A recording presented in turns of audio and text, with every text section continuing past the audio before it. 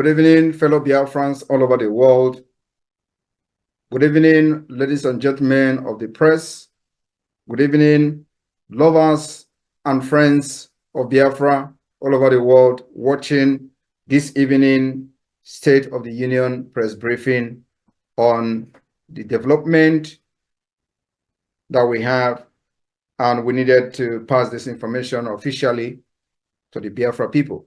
Today with me, I have the Biafra Republic of Exile International Attorney, Dr. Levy, who will be here with me to give some opinion on the development that we have had a couple of days ago. My fellow Biafrans, like we have always promised that the government of Biafra, both in exile and the homeland, the first priority is that we are fighting the liberation of Biafra using multidimensional approach. Today, I have come with a good news. I want everyone to remember that in Biafra, Africa died, and in Biafra, Africa will rise. Today, there are movements all over Africa to liberate Africa from neocolonialism. Biafra will not be exceptional. In 2011, Biafra became a charter member of the Organization of Emerging African States.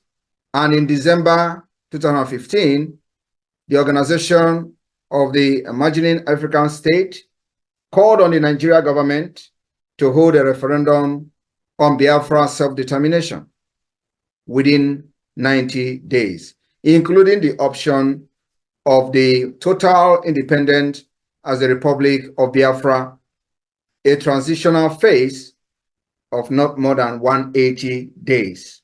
My fellow Biafrans, it may surprise a lot of people to know that this actually happened. Nigeria ignored it.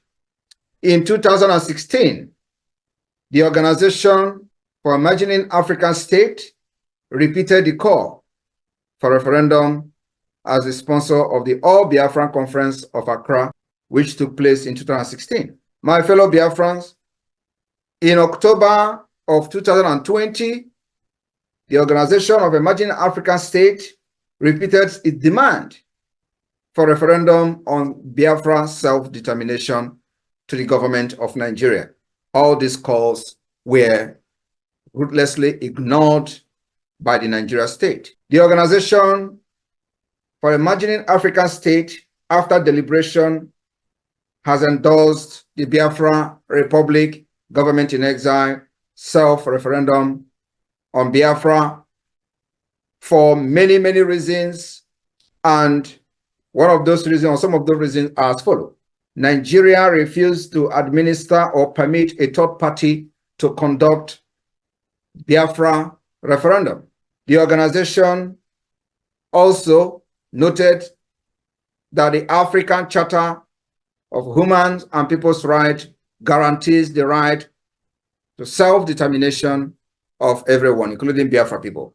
They also noted that Biafra has submitted a request to the African Commission on Human and People's Rights to assist with the referendum and peaceable transfer of power to the Republic of Biafra, if so indicated by its result. The Organization of Emerging African States noted that it's satisfied with the integrity of the referendum, which is being conducted digitally and at local polling station and is subject to multiple safeguards. The result of the self-referendum also was noted that it is going to be satisfiable and will meet international standard. This is the submission of the Organization of Emerging African States. Millions of Biafrans have already voted in the referendum, which is due to be concluded on November 29th, 2024.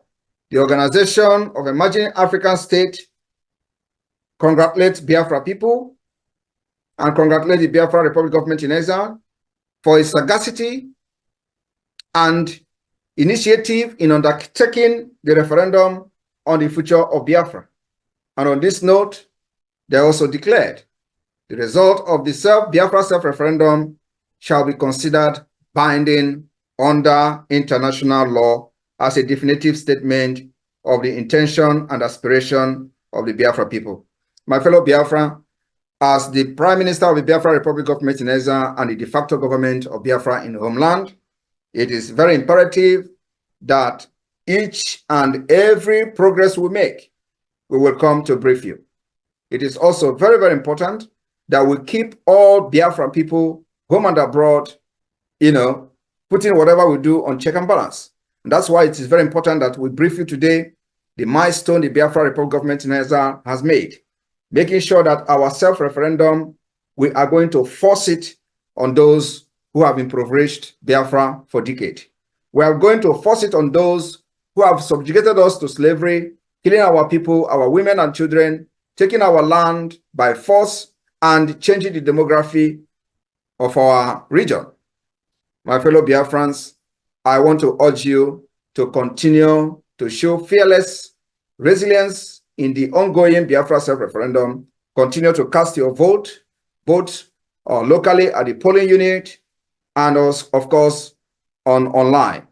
We will continue to encourage you that this particular self-referendum being organized and supervised by Biafra government is a process that we feel and see as the only legitimate way that will serve the interests of Biafra.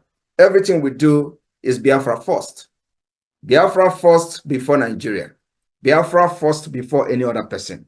It is the interest of our people, making sure that we provide security to our women and children.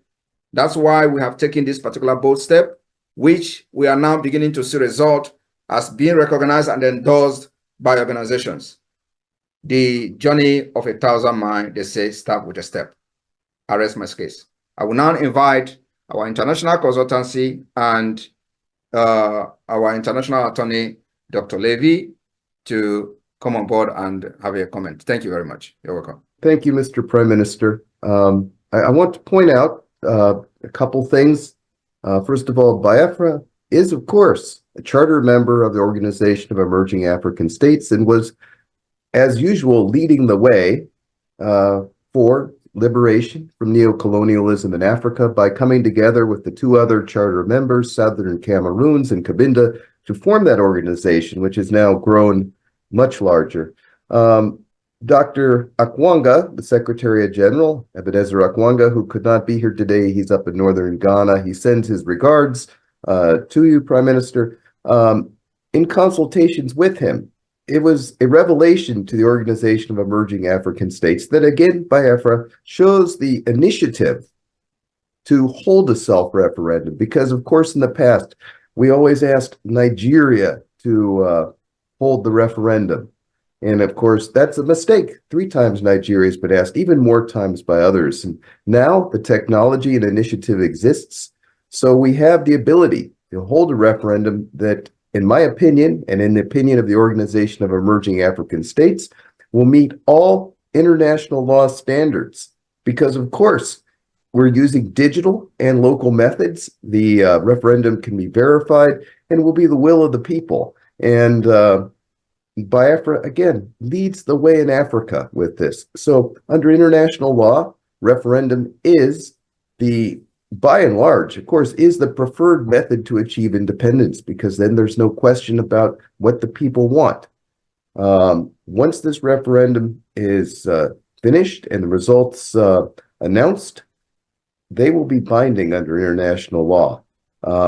Biafra, if it's the will of the people, if the republic is to be restored, then that is what will happen. The Organization of Emerging African States will be one of the first to congratulate and certify the results of that referendum. And as I believe other international organizations must do so also. For example, several years ago, an inquiry was made to the European Union by the OAS on behalf of Biafra, what their opinion was about the situation and holding a referendum. The external service of the European Union said, of course, we support all ways of achieving self-determination recognized by international law. And of course, the premier way to do this is the referendum. So again, there's no question. I think if you ask anybody, a well-coordinated referendum meets all requirements under international law. Thank you very much, Dr. Levy, for that input. And just for the sake of information and, on the ongoing Biafra self-referendum, the records so far have shown over 40 million vote for Biafra. And we expect, to even see up to 50 million, if not up more than that. So the people are voting massively.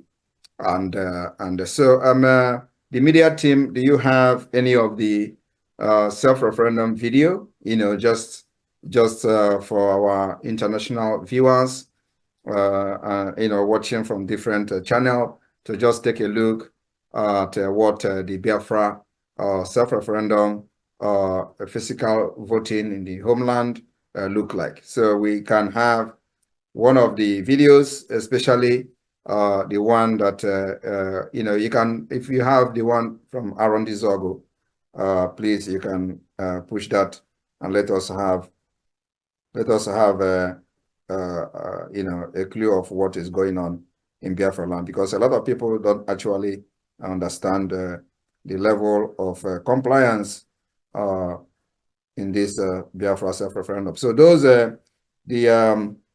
the voting in the polling unit in one of the county, which I believe to be one of the highest turn up so far in a single county, where Sonny, I'm forwarding it to you. I think not even is Okigwe. So Sonny, please, can you push this to the screen and let our viewers understand what the Biafra Republic government in exile and Biafra de facto government in homeland self-referendum look like. A very peaceful, people are organized, they behave themselves, not like what you see in Nigeria election, where people are being butchered and you see noise everywhere and people are behaving as if they're, calling them animal is an insult to animal. I don't know what they behave like, but I want our foreign observers, especially those observing this press briefing today, to take a look at what Biafra self-referendum in the homeland look like. And remember that the highest number of votes is coming from the homeland. Thank you.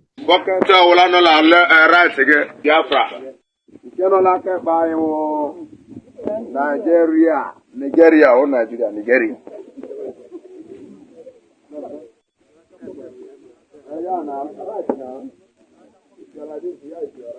This is Biafra self-referendum voting that is going on in the land of Okigwe under Ebube Chineke polling unit of Okigwe State. Vote of Biafra self-referendum that is going on currently today, being the 6th of June. 6th of June 2024. It is happening live and direct, as you can see it.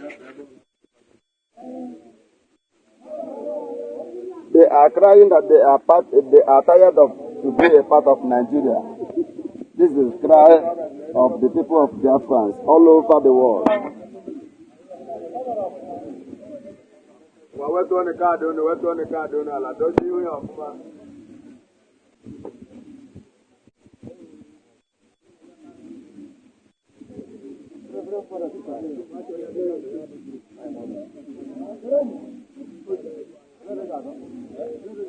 People are many, thousands of people gathered,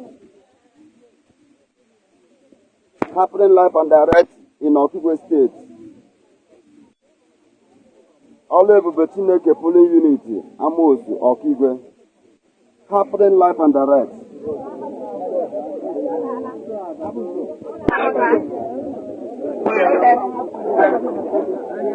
All right, thank you very much for that.